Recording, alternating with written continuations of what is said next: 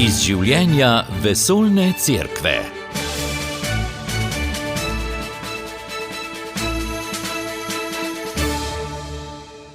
Mučenci za vero so tudi danes seme novih kristjanov. V Vatikanu jubilej za vse žalujoče, jubilej tolažbe. Kaj je papež Leon XIV povedal v svojem prvem intervjuju? V Sloveniji v teh dneh pričuje Patricija Sandoval. Dober dan, z vami sva Blaž Lesnik in Marjana Debevec.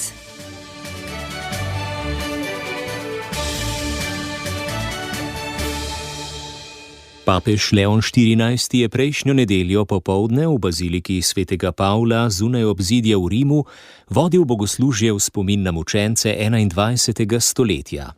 To je bil tudi edini ekumenski dogodek v jubilejnem letu, saj so se mu na slovesnosti pridružili voditelji različnih krščanskih cerkva in skupnosti.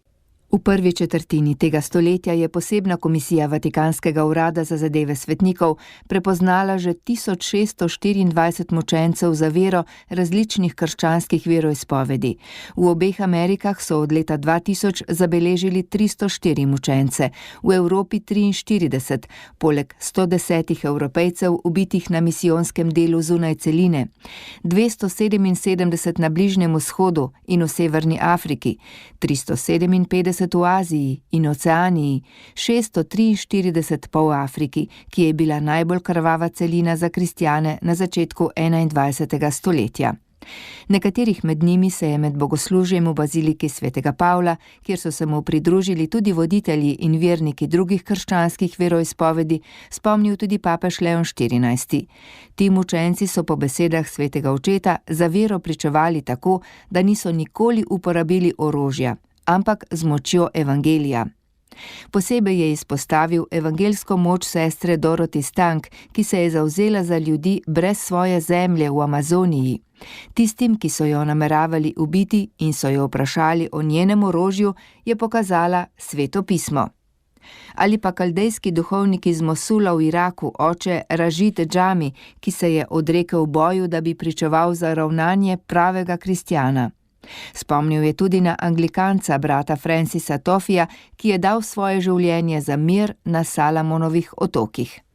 Cari fratelli e sorelle, non vogliamo dimenticare. Dragi bratje in sestre, teh mučencev ne moremo in jih ne želimo pozabiti. Hočemo se jih spominjati. Prepričani smo namreč, da bo tako kot v prvih stoletjih tudi v 3. tisočletju kri mučencev seme novih kristjanov.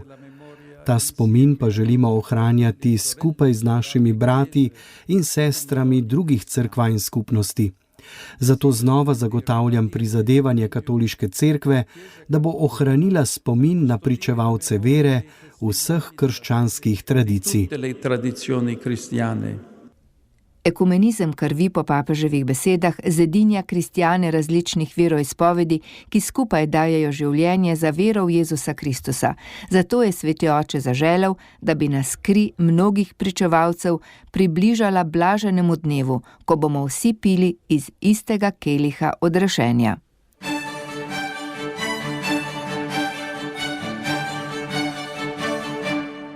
Sledila sta spomin in molitev za mučence in pričevalce vere med prebiranjem blagrov. Posebej so se spomnili sestre Leonele Zgorbati, ki so jo leta 2006 ubili v Mogadišu pred pediatrično bolnišnico.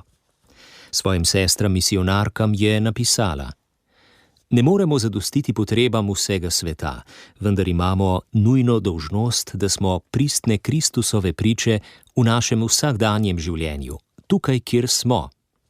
Ali smo pripravljene dati svoje življenje, preliti svojo kri, če je potrebno, in pričevati o krotkosti in nežnosti Sina? Da, verjamem. Verjamem, da je v srcu vsakega od nas živa in živahna svežina našega prvega poklica.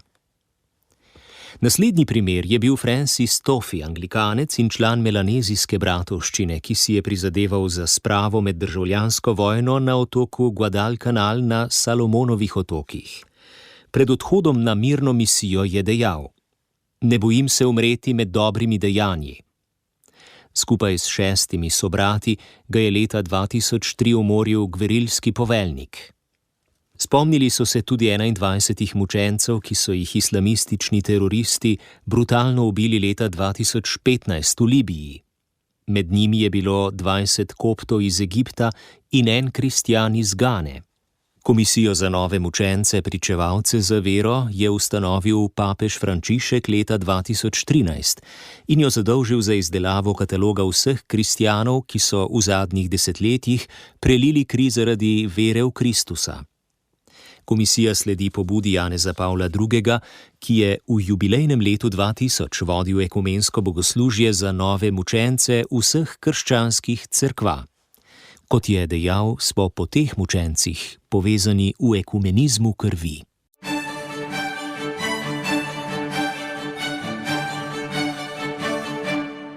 Med mučenci zadnjih 25 let omenimo tudi mladega mučenca Floriberta Buanachuia iz Demokratične republike Kongo. Junija je v Rimu potekala njegova beatifikacija. Dan zatem pa je papež Leon XIV. V avdiencu sprejel romarje, ki so prišli v Rim na nedeljsko beatifikacijo. V nagovoru je spregovoril o njegovem življenju. Več pa Matjaž Merljak. Sveti oče je v svojem govoru poudaril, da ta afriški mučenec osvetljuje dragoceno vrednost pričevanja laikov in mladih. Leon XIV. Se je Floriberta, ki je umrl mučeniške smrti 8. julija leta 2007, spomnil z besedami, ki jih je papež Frančišek namenil mladim v Kinshasi med apostolskim potovanjem v Kongu. Floribert Buanachui je bil v starosti 26 let umorjen v Gomi, ker je preprečil prehod pokvarjene hrane, ki bi ogrozila zdravje ljudi. Kot kristjan je molil, mislil na druge in izbral poštenost ter rekel ne umazaniji korupcije. To pomeni ohraniti roke čiste, medtem ko se roke, ki trgujejo z denarjem, umažejo s krvjo. Biti pošteni pomeni sijati podnevi, pomeni širiti Božjo luč, pomeni živeti blagor pravičnosti, premagaj hudo z dobrim. V nadaljevanju je sveti oče razmišljal o tem, kje je mladi Floribert zajemal moč, da se je zoperstavil korupciji, ki je ukoreninjena v vsesplošni miselnosti in sposobna vsakršnega nasilja. Izbira, da bo ohranil roke čiste, bil je carinik, je dozorela v vesti, ki so jo oblikovali molitev, poslušanje Božje besede, občestvo z brati. Živel je duhovnost skupnosti svetega Egidija, ki jo je papež Frančišek povzel s 3 besedami: molitev, ubogi in mir. Ubogi so bili v njegovem življenju odločilni. Blaženi Floribert je živel predano domačnost z otroki z ulice, ki so prišli v Gomo zaradi vojne ter so bili zaničevani in sirote. Ljubil jih je s Kristusovo ljubeznijo. Zanimal se je zanje in skrbel za njihovo človeško in krščansko vzgojo. Floribertova moč je rasla v njegovi zvestobi molitvi in ubogim. Eden izmed njegovih prijateljev se spominja. Prepričan je bil, da smo se rodili, da bi naredili velike stvari, da bi vplivali na zgodovino, da bi preoblikovali resničnost. Bil je človek miru. V tako trpeči regiji, kot je Kivu, razdajan zaradi nasilja, je nadaljeval svoj boj za mir s krotkostjo, služenjem revnim, živel je prijateljstvo in srečanjem v razdeljeni družbi. Nika redovnica se spominja, da je govoril: skupnost postavi vse ljudstva za isto mizo. Ta mladenič, ki se nikakor ni vdal v zlu, je imel sanje, ki so jih hranile besede evangelija in Gospodova bližina. Mnogi mladi so se čutili zapuščeni in brez upanja, Floribert pa je prisluhnil Jezusovi besedi: ne bom vas zapustil sirot, prišel bom k vam. Janezov evangelij, 14. poglavje, 18. vrstica. Bog ne zapusti nobene zemlje. Svoje prijatelje je vabil, naj se ne predajo in naj ne živijo zase. Kljub vsemu je izražal zaupanje v prihodnost. Govoril je: Gospod pripravlja nov svet, kjer ne bo več vojne, sovraštva bodo izginila, nasilje se ne bo več pojavilo kot tat po noči, otroci bodo odraščali v miru. Da, to so velike sanje. Ne živimo torej zato, kar je nič vredno, živimo raje za te velike stvari. Ta afriški mučenec na celini, bogati z mladimi, kaže, kako so ti lahko kvas razoroženega in razorožujočega miru, je dejal papež. Po njegovih besedah ta laik iz Konga osvetljuje dragoceno vrednost pričevanja laikov in mladih.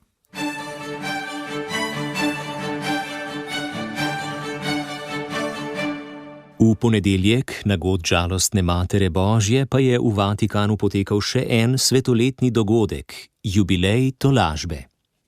Na molitveno vigilijo so bili skupaj s svojimi družinami in prijatelji, še posebej vabljeni vsi, ki doživljajo žalost in trpljenje zaradi bolezni, izgube, nasilja in zlorab. Udeleženci so prisluhnili pričevanju dveh žensk, ki sta spregovorili o procesu odpuščanja morilcem svojih bližnjih. Papež je njuno odpuščanje označil za okus Božjega kraljestva na zemlji. Več Marta Jerebič. Moža Lucije Di Mauro, 45-letnega varnostnika Gaetana Montanina, so pred 16 leti med opravljanjem službe v Neaplju ubili 4 mladi. Lucija je opisala bolečino, ki ji je vzela dih, kot da bi bila pokopana pod težkim kamenjem. Kljub neizmerni izgubi je svojo vero in izkušnjo kot socialna delavka uporabila, da se ni predala jezi. Razumela je odgovornost odraslih za dejanja teh mladih in si zastavila cilj prekiniti krog nasilja.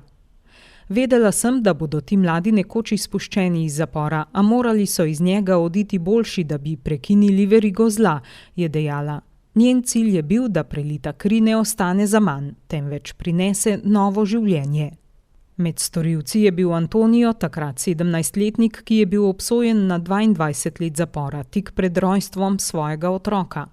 Odrasel je brez očeta v zahtevnem okolju. V zaporu je začel pot okrevanja in izrazil željo po odpuščanju družine Gaetana Montanina. Lucija priznava, da jo je bilo strah srečanja z njim, saj si ga je predstavljala kot pošast. Prvič sta se srečala na dogodku organizacije Libera na Neapeljskem nabrežju. Namesto pošasti je pred seboj videla trepetajočega, jokajočega mladeniča, ki je prosil za odpuščanje. V tistem trenutku se je rodil proces tako imenovane restorativne pravice, ki temelji na srečanju, poslušanju in dialogu.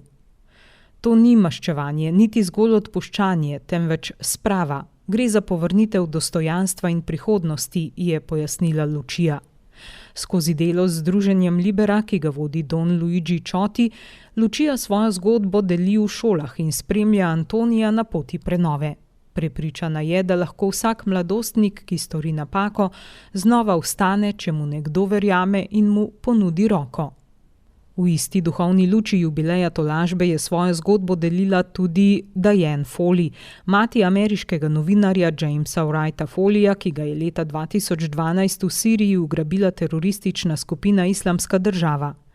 James je bil skoraj 2 leti izstradan, mučen in avgusta 2014 javno obglavljen zaradi svojega poklica in krščanske vere.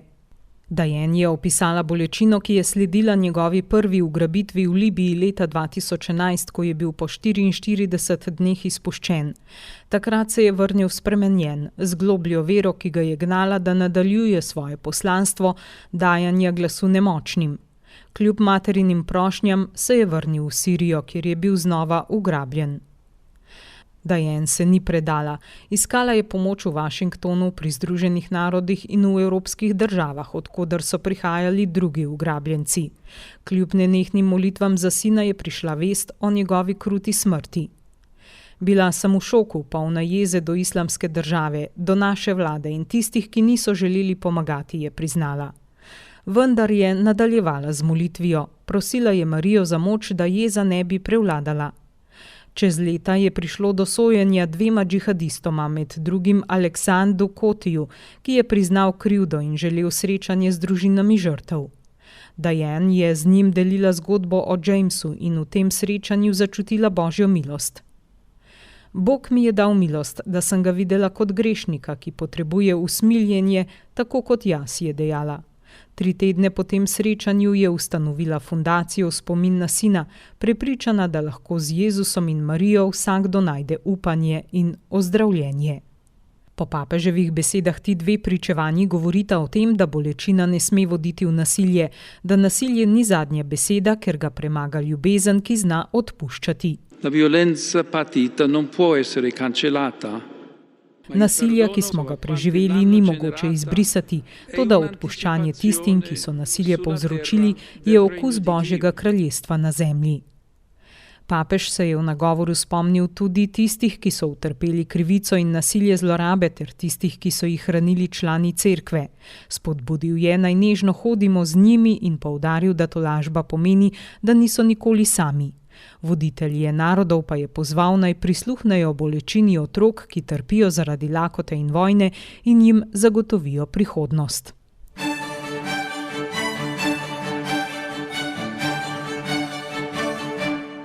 V Peruju je v četrtek izšla knjiga Leon XIV. Državljan sveta, misionar 21. stoletja.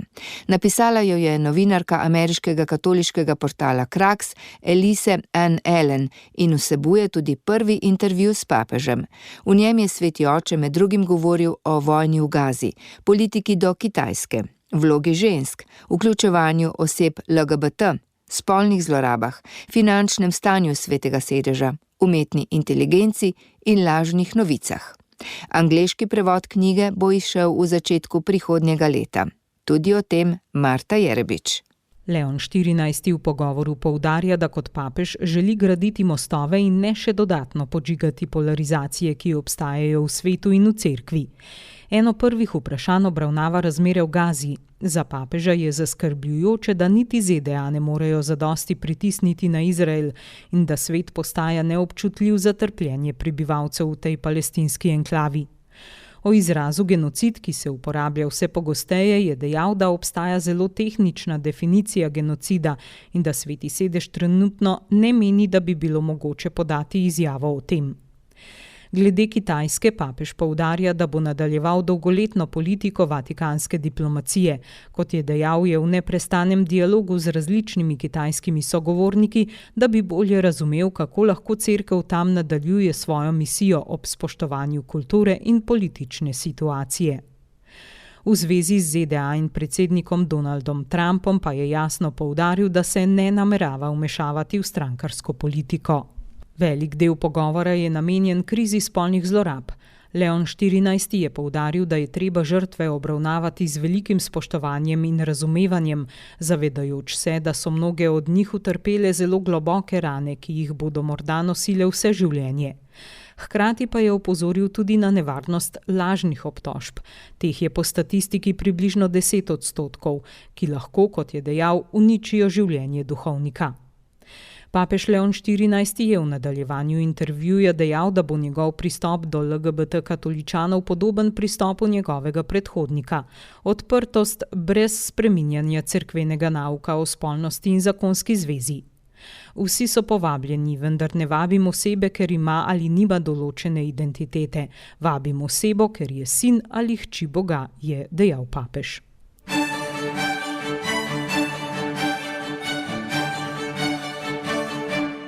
Papež Leon XIV. Je torek preživel v Castel Gandolfu. Ob odhodu v Vatikan je, tako kot vedno doslej, pred Vilo Barberini pozdravil ljudi in odgovarjal na vprašanja novinarjev. Papež je znova izrazil zaskrbljenost nad dogajanjem v Gazi. Na vprašanje novinarja, ali je videl, koliko ljudi beži, je potrdil, da je po telefonu govoril s katoliško skupnostjo v Gazi in tamkajšnjim župnikom patrom Gabrielom Romanellijem. Za zdaj želijo ostati, vztrajajo, mnogi pa nimajo kam iti, je dejal in dodal, da je treba poiskati drugačno rešitev. V zvezi z izjavami Kremlja o vojni med NATO in Rusijo je Leon XIV. Odločno poudaril.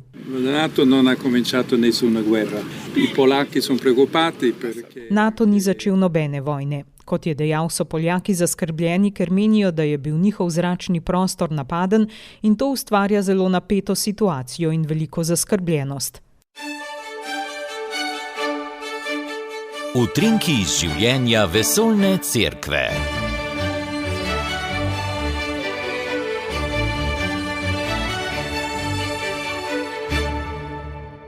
Verniki v Castel Gandolfu so papežu zapeli za 70. rojstni dan, ki ga je praznoval prejšnjo nedeljo, pa tudi za god, ki ga je praznoval v sredo, ko goduje sveti Robert Bellarmin. Vse najboljše za God so papežu zaželeli tudi verniki na splošni audienci. Sveti oče je pri katehezi tokrat govoril o skrivnosti Velike sobote, ki je dan počitka, in ko se izpolni najgloblja skrivnost krščanske vere. Kot je dejal, se danes težko ustavimo in počivamo, a poudaril, da krščansko upanje ne izhaja iz hrupa, temveč iz tišine pričakovanja, ki ga prežema ljubezen. Včasih iščemo hitre odgovore, takojšnje rešitve, je dejal papež. Toda Bog deluje v globinah, v počasnem času zaupanja. Sobota, ko Jezus leži v grobu, torej postane maternica, iz katere lahko izvira moč nepremagljive velikonočne luči. Papež Leon XIV je v torek v Castel Gandolfu sprejel armenskega patriarha Karekina II. To je bilo njuno prvo srečanje. Patriarh je papeža povabil na obisk Armenije in izpostavil potrebo po miru. Oba voditelja sta se strinjala, da mora mir temeljiti na pravičnosti. Karekin II. Se je predtem srečal že s 3 papeži, svetim Janezom Pavlom II., Benediktom XVI. In Frančiškom, ki je leta 2016 Armenijo tudi obiskal. Sveti oče je pisal udeležencem 8. kongresa voditeljev svetovnih in tradicionalnih verstev, ki je sredi tedna potekal v kazahstanski prestolnici Astana pod naslovom Dialog verstev – sinergija za prihodnost. V sporočilu, ki se začne z besedo mir v 4 jezikih, jih je sveti oče spodbudil, naj se povežejo pri zaščiti najranljivejših oseb, skupnega doma in človeškega dostojanstva, ter pričujejo za resnico, da vera bolj združuje kot ločuje. Potem, ko je v produkciji vatikanskih medijev junija izšel dokumentarec o papeževih letih v Peruju, je zdaj tik pred izidom še dokumentarec o njegovem življenju v Chicagu.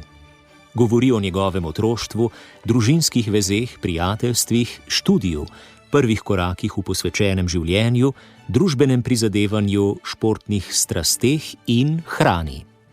Portret papeža Leona XIV. Je naslikalo 30 ljudi, vključno z njegovima bratoma, in bo kmalu na voljo na vatikanskih kanalih.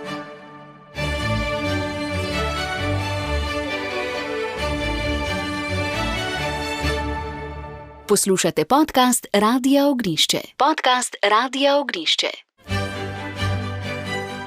V oddaji iz življenja vesoljne cerkve odpiramo temo tedna. Kako lahko nekdo, ki je opravil 3 splave, danes o tem glasno pričuje in se zavzema za svetost vsakega življenja? To se je namreč zgodilo Patricii Sandoval, dekletu mehiškega rodu iz Združenih držav Amerike. O svoji težki zgodbi, ki jo je pripeljala tudi do zasvojenosti z drogami in življenja na cesti, je spregovorila v knjigi Preustvarjena, ki jo je v slovenščini izdala založba Emanuel. Patricia Sandoval se v teh dneh mudi tudi v Sloveniji. V petek je svojo zgodbo predstavila v Antonovem domu na Viču, včeraj pa nagovorila mlade v Stični. Danes bo pričevala na slavilnem večeru na Vrhniki. Pred nekaj leti smo jo poklicali tudi za naš radio. Z njo se je pogovarjala Petra Stopar. Z nami na povezavi Skype je avtorica knjige Transfigured Patricia Sandoval. Patricia, lepo pozdravljeni. Lep pozdrav vsem poslušalcem te lepe dežele Slovenije. Počaščena sem, da bo moja zgodba slišana tudi pri vas. Boga sem prosila za milosti, ki jih bo podelil preko te moje knjige. Hvala vam, da ste me povabili v oddajo.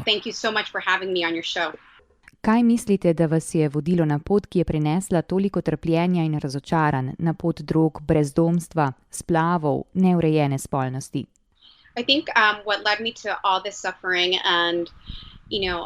Mislim, da me je na to pot trpljenja in nesreče vodilo nepoznavanje stvari.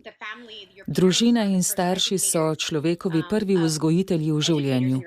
Vzgoja se namreč začne doma. Prihajam iz špansko govoreče družine, oba moja starša sta Mehičana. V naši kulturi je veliko pomanjkanje znanja, saj se starši z otroki ne pogovarjajo o čistosti, spolnosti in Bogu, Ne pogovarjajo se o pravi ljubezni, o tem, kako spoštovati sebe, kako ohranjati svoje dostojanstvo, kakšen je Božji otrok in kako naj živi. V mojem domu nisem nikoli dobila tovrstnih informacij, v šoli pa so nas napačno vzgajali. Ko sem bila v 6. razredu in sem imela le 12 let, ko sem se igrala s punčkami, vozila s kolesom, sploh nisem razmišljala o spolnosti. Takrat so v našo šolo prišli predavati predstavniki klinike Planet Parenthood. Govorili so nam, da je odgovor na vse varna spolnost. Spodbujali so nas k uporabi kondomov in kontracepcijskih tablet. Splav pa je bil po njihovih besedah moja pravica in moja odločitev. Če bi se kdaj zgodilo, da bi zanosila in bi bila v težavah. Niso pa mi povedali, kakšne velike posledice prinaša spolnost pred poroko. Niso govorili o človeškem dostojanstvu in kam vse lahko vodi neurejeno življenje na področju spolnosti. Mislila sem, da je vse to, kar so povedali, resnica in to me je vodilo v nesrečo. Zakaj danes zagovarjate svetost življenja in čistost?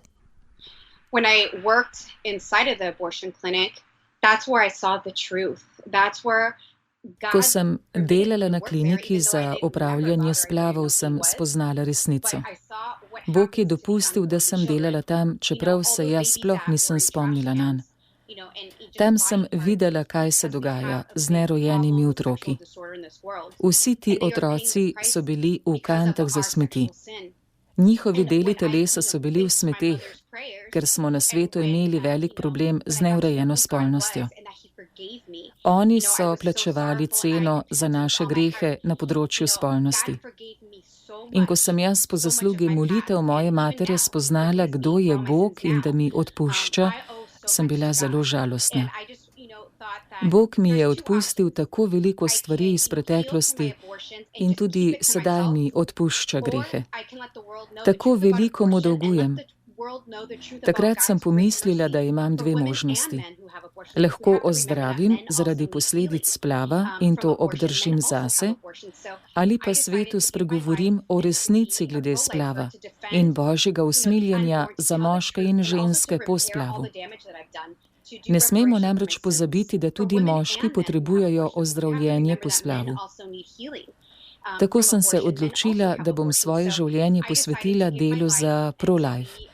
Temu, da bom branila nerojene otroke, da bom govorila resnico in popravila škodo, ki sem jo naredila, da bom zadoščevala za svoje grehe. Kaj vam je bilo v življenju najtežje in kaj najlepše?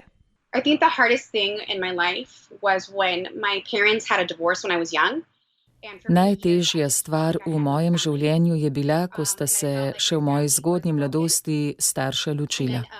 Veliko let se mi je zdelo, kot da sploh nimam družine. Imela sem občutek, da se je moja družina razbila. Po 3 splavih, ki sem jih naredila, pa sem spoznala resnico, da sem uničila svojo lastno družino. Družino, ki naj bi nastala. In to je bilo zame mnogo let zelo, zelo težko. Nikakor se nisem mogla odpustiti.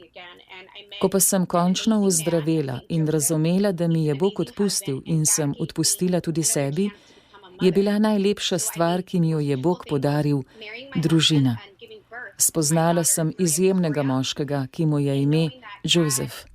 On je izreden mož. Bog pa mi je podaril še drugo možnost, da sem postala mati. Mislim, da je bila najlepša stvar v mojem življenju, ko sem se poročila z možem in ko sem rodila hčerko Marijo Viktorijo. Ob tem se zavedla, kako je Bog dober in usmiljen. Dal mi je tisto, kar sem si od vedno želela. Hvala za to pričevanje. Kakšno pa bi bilo vaše sporočilo našim poslušalcem Katoliškega radia v Sloveniji? I want to tell everybody in Slovenia that it's never too late to start over. If you're not living a pure life. Vsem v Sloveniji bi rada sporočila, da nikoli ni prepozno začeti znova. Če ne živite čistosti, če imate neurejeno spolno življenje, lahko še danes začnete znova. Bog vedno ponuja sakrament svete spovedi. Če pa ste tisti, ki me zdaj poslušate, imeli splav in se tega z vsem srcem kesate in prosite odpuščanje za svoje grehe, ima Bog vedno odprte roke, da bi vam podelil usmiljanje. Mislim pa tudi, da moramo popraviti, kar smo zagrešili zaradi tega velikega greha, kot je splav. Vsem v Sloveniji bi rada sporočila, da je naša dolžnost in naloga, če smo katoličani in sinovi nebeške Matere Marije, da branimo življenje. O tem moramo spregovoriti na glas, da bi zavarovali vse otroke, ki so v nevarnosti, da bodo zaradi splava umrli v Sloveniji. Lepo bi bilo, da bi nove generacije pri vas branile življenje. Rada bi sporočila svetu, da je Slovenija dežela, ki ljubi in varuje življenje. Vse bi rada povabila, da postanejo pro-life, da varujejo in branijo življenje tistih, ki nimajo glasu.